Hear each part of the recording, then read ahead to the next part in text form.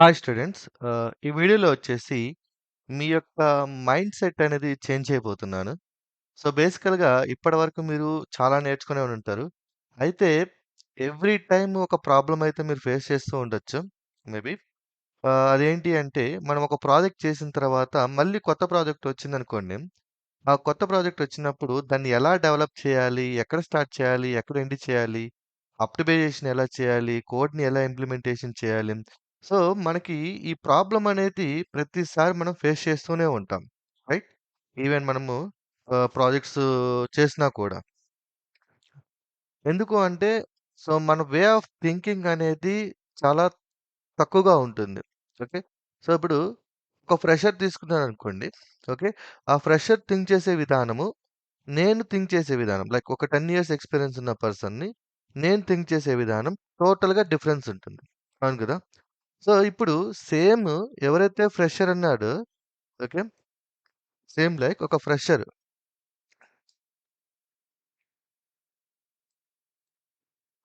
Okay.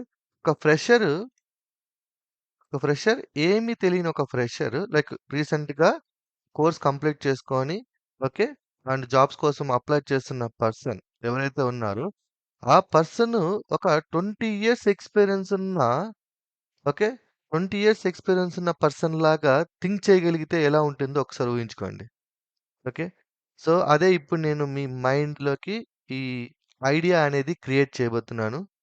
Even మీరు ఒక fresher లేదా నాన్ ఐటీ నుంచి ఐటీకొచ్చిన ఓకే. రీసెంట్‌గా ఒక ప్రాజెక్ట్ డెవలప్ చేసి అండ్ ఫ్యూచర్‌లో మీరు ప్రాజెక్ట్ డెవలప్ చేయబోతున్నా ఓకే.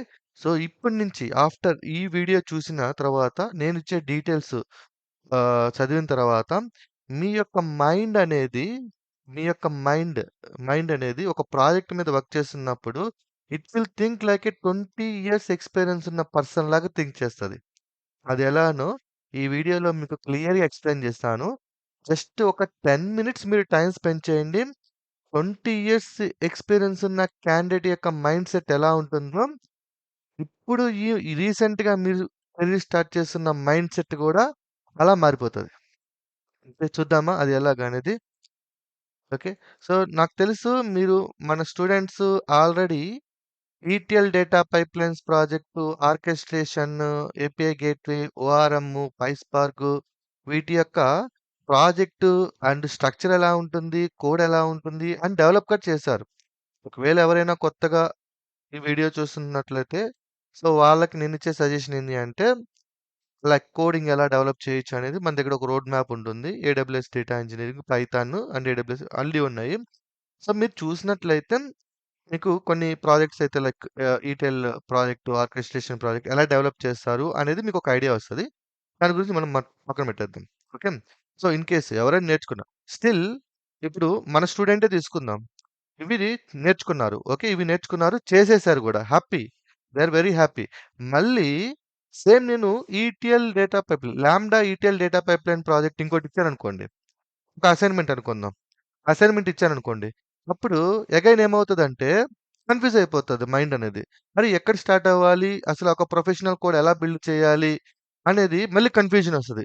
ఈవెన్ మీరు ఇక్కడ 5 ప్రాజెక్టులు చేసినా అగైన్ ఒక కొత్త ప్రాజెక్ట్ మీకు కొత్త ప్రాజెక్ట్‌ని మీకు అసైన్ చేస్తే మీ యొక్క మైండ్ ఎలా ఉంటుంది అంటే దీన్ని ఎలా డెవలప్ చేయాలి? అసలు ఎక్కడ స్టార్ట్ చేయాలి? ఎక్కడ ఎండ్ చేయాలి? ఎలా ఆప్టిమైజ్ చేయాలి కోడ్‌ని? ఎలా ఇంప్లిమెంట్ చేయాలి? ఇవన్నీ మీ మైండ్‌లోకి రావు. ఓకే. ఎందుకంటే ఇప్పుడు నేను చెప్పాను గాబట్టి చేసుకుంటూ ఎళ్ళిపోయారు. నేను కొత్తదిస్తే నో. చేయలేం. కష్టం. రైట్. సో, దానికి సొల్యూషన్ అనమాట ఇప్పుడు. సో, నేను దగ్గర దగ్గరగా ఒక 1 వీక్ రీసెర్చ్ చేసి, సో, ఒక ఫ్రెషరు ఒక 20 ఇయర్స్ ఎక్స్‌పీరియన్స్ ఉన్న పర్సన్ లాగా ఎలా థింక్ చేయాలి అనేది ఒక డాక్యుమెంట్ అయితే క్రియేట్ చేశాను మీకోసం నేను. ఓకే. సో, మీకు ఇవి డాక్యుమెంట్స్ టోటల్ 10 కాన్సెప్ట్స్ ఉంటాయి. ఇది ఇది థియరీ. ఓకే. థియరీయే ఉంటుంది. ఇవి నేర్చుకున్న తర్వాత ఓకే. ఈ 10 పీడీఎఫ్ ఫైల్స్ ఏవైతే ఉన్నాయో, వీటన్నిటిని మీరు మినిమమ్ 1 ఆర్ 2 డేస్ లేదా 3 డేస్ మీకు అర్థమయ్యేంత వరకు చదవండి. ఓకే. ఇది అర్థమైతే ఈ 10 కాన్సెప్ట్స్ మీకు అర్థమైతే మీరు ఏ ప్రాజెక్ట్ ఇచ్చినా ఒక 20 ఇయర్స్ ఎక్స్‌పీరియన్స్ ఉన్న క్యాండిడేట్ ఎలా అయితే థింక్ చేస్తాడో అలా థింక్ చేయొచ్చు. నేనిప్పుడు చెప్పేది మీకు అతిశయోక్తి అవ్వచ్చు. మీకు లైవ్‌లో చేసి చూపిస్తాను చూడండి.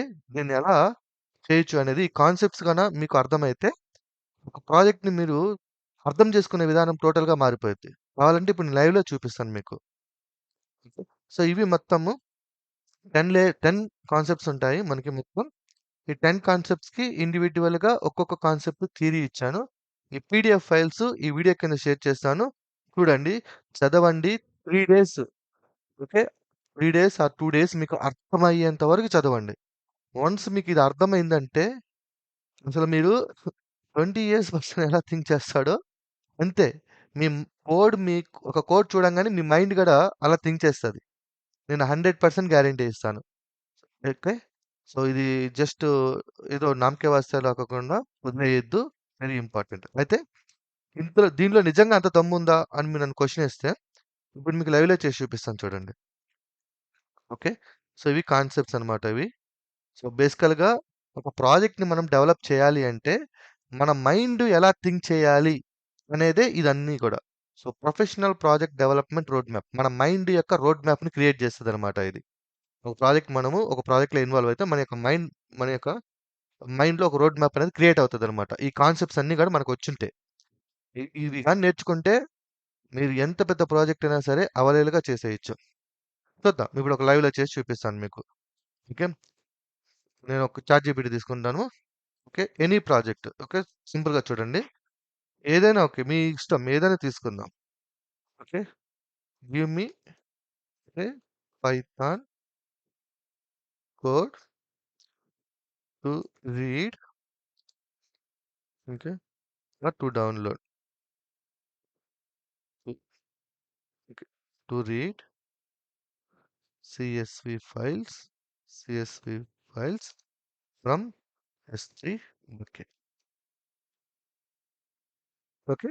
ఇది జస్ట్ ఒక శాంపుల్ చెప్తున్నాను. ఎలా అర్థం చేసుకోవచ్చు అనేది. ఓకేనా?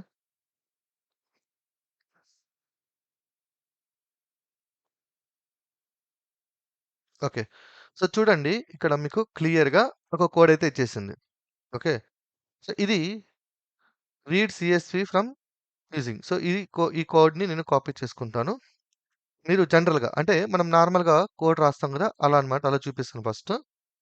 తర్వాత వే ఆఫ్ థింకింగ్ ఎలా ఉంటుందనేది మనం చూద్దాం. ఒక న్యూ విండో తీసుకుంటున్నాను.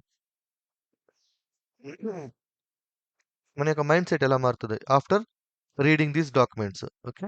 Very, very important. ఇప్పటి వరకు మీరు కోడ్ ఎన్ని సార్లు డెవలప్ చేసినా, మళ్ళీ మీకు ప్రతిసారి ఒక ప్రాబ్లమ్ అనేది రైజ్ అవుతూ ఉంటుంది.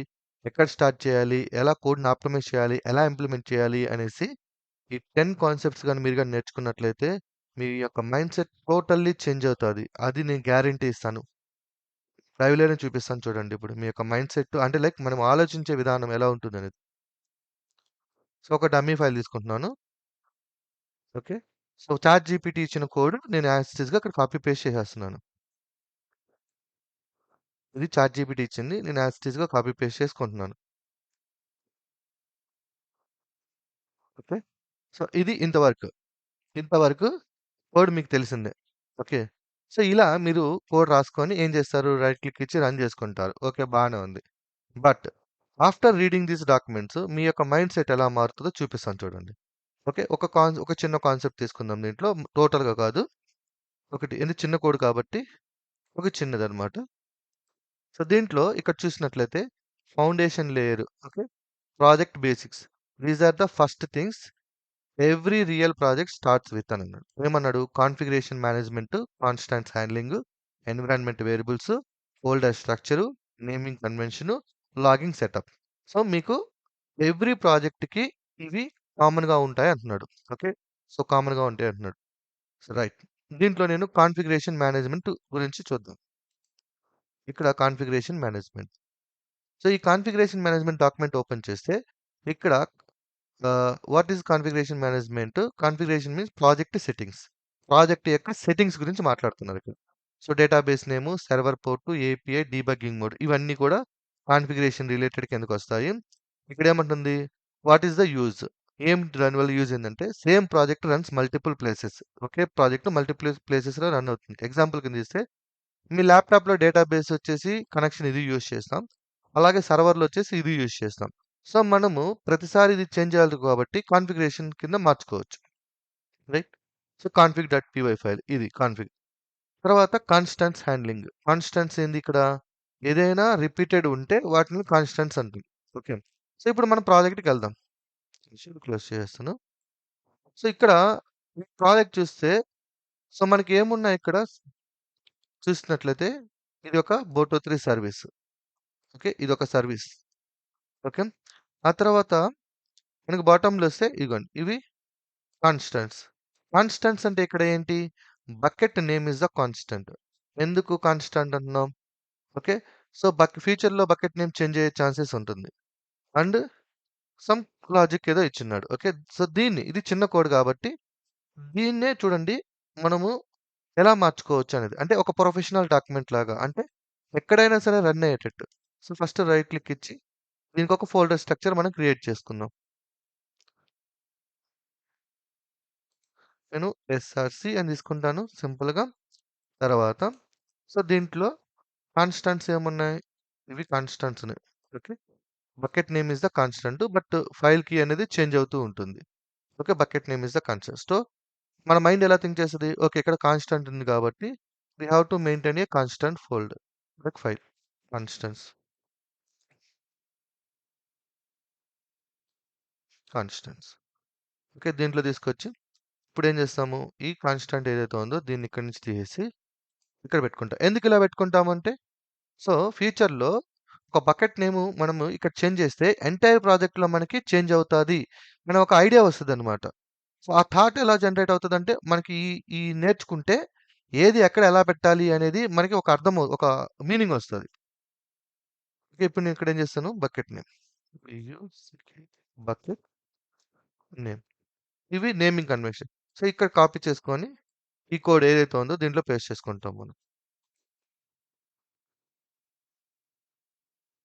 ఓకే. సో, ఇప్పుడేమైతుంది? ఫ్యూచర్‌లో ఒకవేళ బకెట్ నేమ్ చేంజ్ చేస్తే, ఇక్కడ బకెట్ నేమ్ చేంజ్ చేస్తే ఎంటైర్ ప్రాజెక్ట్‌లో మనకి ఇంపాక్ట్ అనేది కలుగుతుంది. రైట్. బానే ఉంది. నెక్స్టు ఇంకా మనం దీంట్లో ఏమున్నది చేంజ్ చేయడానికి? ఇది ఒక Python code. Right. Basic code. దీంట్లో ఏం యూజ్ చేస్తున్నారు? బోటో 3 అనే ఒక సర్వీస్ యూజ్ చేస్తున్నాడు. ఒక సోర్స్. రైట్. ఒక సోర్స్ యూజ్ చేస్తున్నాడు. సో, నేనేం చేస్తాను? ఇది ఫర్ ఎగ్జాంపుల్ మనం బోటో 3తో మల్టిపుల్ టైమ్స్ కనెక్ట్ అయ్యే ఛాన్స్ ఉందనుకుందాం. Multiple times. So, instead of writing the same code in this S3 client నేనిక్కడ ఏం చేస్తానంటే ఒకటి క్రియేట్ చేసుకుంటా. సోర్స్ అని ఒకటి క్రియేట్ చేసుకుంటా. క్రియేట్ చేసుకొని ఇక్కడ డేటాబేసు, ఏడబ్ల్యూఎస్ చాలా సోర్సెస్ ఉంటాయి. So, let's take the AWS. AWS. AWS services అని తీసుకుంటున్నా. ఒక ఫోల్డర్. లైక్ దీంట్లో మళ్ళీ నేను ఇక్కడ మనకి S3 సర్వీస్ అని తీసుకుంటున్నా మళ్ళీ. S3 service. అది S3 సర్వీస్ కాబట్టి. S3 service. సో, ఇప్పుడు ఈ S3 సర్వీస్‌లో నేనేం చేస్తున్నాను? ఈ కోడ్ ఏదైతే ఉందో ఇక్కడి నుంచి దీన్ని తీసేస్తాను. ఇక్కడ పెట్టుకుంటాను.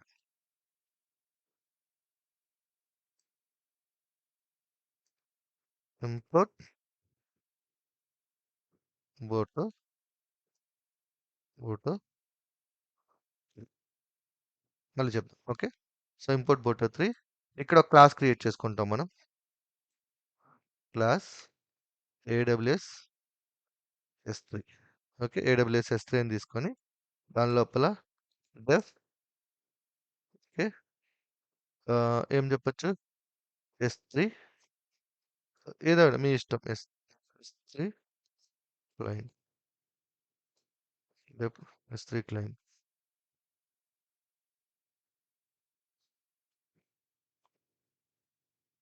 ఏమైందిది?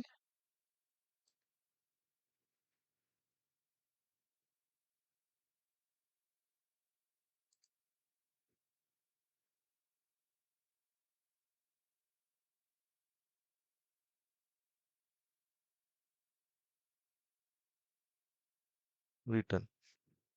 వై ఇలా ఎందుకు చేస్తున్నాము అంటే, ఇన్ కేస్ ఫ్యూచర్‌లో ఇక్కడ మనకి రీజియన్ గార్డ్ ఉంటుందన్నమాట. ఓకే. ఆ రీజియన్‌ని మనము అప్‌డేట్ చేసుకోవాలన్నా, లేదంటే ఏదైనా బోటో 3 S3కి సంబంధించిన క్లయింట్‌ని మనము ఫ్యూచర్‌లో మోడిఫికేషన్ జేయాలంటే, ఇది ప్రతి దగ్గర రాసుకుంటూ ఎళ్ళామనుకోండి, ఏమవుతది ప్రతి ఏరియాలో చేంజ్ అవుతది. సో, మనం ఒక కామన్‌గా క్రియేట్ చేసుకుంటున్నాం. ఓకే. ఒక లేయర్ క్రియేట్ చేసుకుంటున్నాను. ఇప్పుడు దీన్ని తీసుకెళ్ళి నేను సింపుల్‌గా ఓకే. ఇక్కడ కాల్ చేసుకుంటాను. హ్మ్.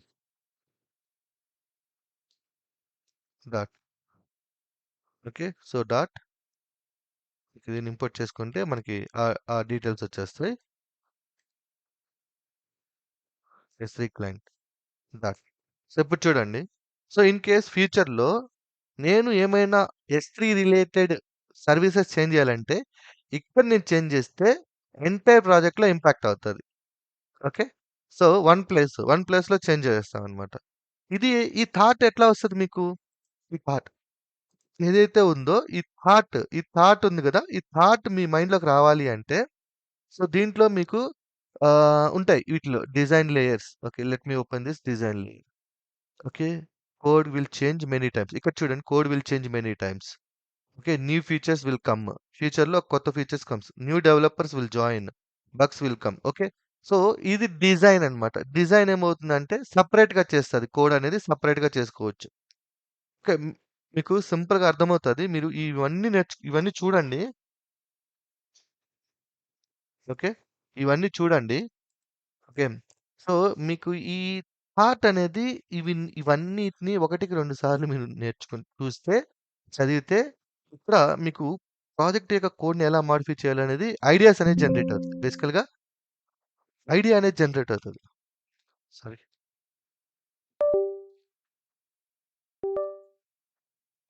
ఓకే. బేసికల్‌గా మీకు ఐడియా అనేది జనరేట్ అవుతదనమాట.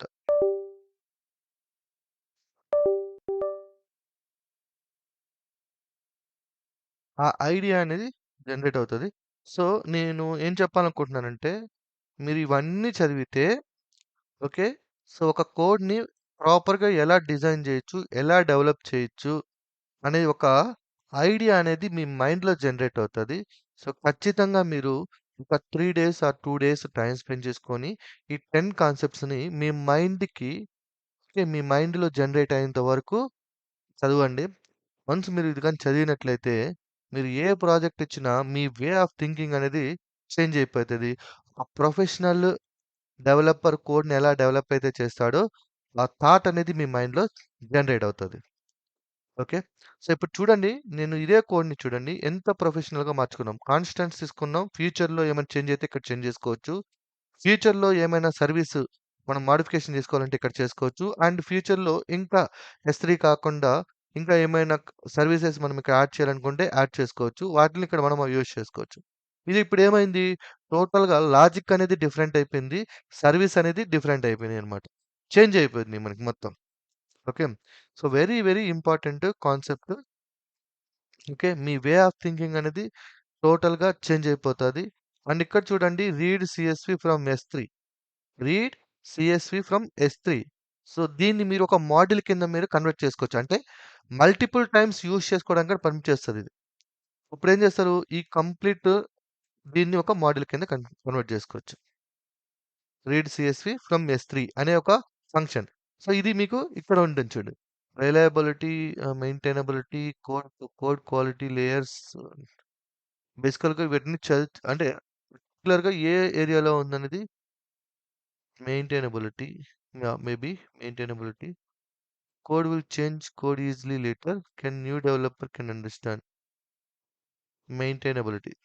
కోడ్‌ని ఎలా మెయింటైన్ చేయొచ్చు అనేది. So, hard to maintain, easy to maintain. ఇక్కడ చూడండి కోడ్ డెఫ్ ఎక్స్‌వై-జెడ్ అని ఇచ్చాడు. Return XYZ. సో, ఈ టైప్ ఆఫ్ కోడ్ రాస్తే ఇట్ విల్ బి హార్డ్. అదే ఈ టైప్ కోడ్ రాసారనుకోండి calculate salary, basic bonus talks. So, దీన్ని మెయింటైన్ చేయడం ఈజీ అంటున్నాం. Okay.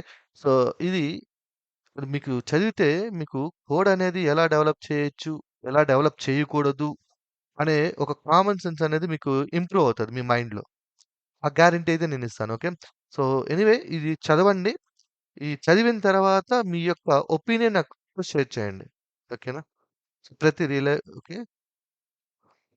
Reliability and stability layers. Error హ్యాండ్లింగ్‌ని ఎలా హ్యాండిల్ చేస్తామనేది. సో, ఇక్కడ చూసినట్లయితే ఇక్కడ చూడండి నో హ్యాండ్లింగ్. ఇక్కడ కోడ్‌ని హ్యాండిల్ చేయడానికి లేదు. క్రాష్ అయ్యే ఛాన్స్ ఉంటుంది. ఇక్కడ చూస్తే మనకి ట్రై ఎక్సెప్షన్‌లు రాసాం. ఎక్కడైతే మనకి కోడ్ క్రాష్ అవుతుందో అక్కడ మనకి ఈ లాజిక్ అనేది ఇంప్లిమెంట్ చేసుకోవాల్సొస్తదనమాట. ఇక్కడొచ్చేసి సెంట్రలైజ్డ్ లాగింగ్ ఉంది చూడండి. లాగింగ్ అంటే ఏంటి? లాగింగ్ ఎందుకు రాయాలి? అనేది ఇంపార్టెన్స్ ఉంటుంది. ఓకే. ఇది చాలా కష్టపడైతే చేశాను మీకోసం. సో, మీరు ఖచ్చితంగా సో, ఫైనల్ కొటేషన్ ఇస్తే bugs will come, failures will happen, but a good system never collapse. Okay. మనం ఒక గుడ్ సిస్టమ్‌ని మనం డెవలప్ చేయాల్సొస్తది. ఓకే. 100% ఇప్పటి వరకు మీరు చేసినది, మీరు నేర్చుకున్నది ఒక లెక్కైతే, ఇది నేర్చుకున్న లైక్ ఈ డాక్యుమెంటేషన్ మొత్తం రీడ్ చేసిన తర్వాత, మీరు కోడ్‌ని చూసే విధానం టోటల్‌గా చేంజ్ అయిపోతది. ఆ గ్యారంటీ అయితే నేనిస్తా. టోటల్‌గా చేంజ్ అయిపోతది. కోడ్ చూడంగానే మీకు కాన్స్టెంట్స్ అంటే ఏంటి? ఓకే. కోడ్ రీయూజబిలిటీ ఇదంతా ఇది చూడండి ఇది reusability code. Okay. Reusability code, సర్వీసెస్‌ని ఎలా సెపరేట్ చేసుకోవాలి? కాన్ఫిగరేషన్స్‌ని ఎలా మెయింటైన్ చేయాలి?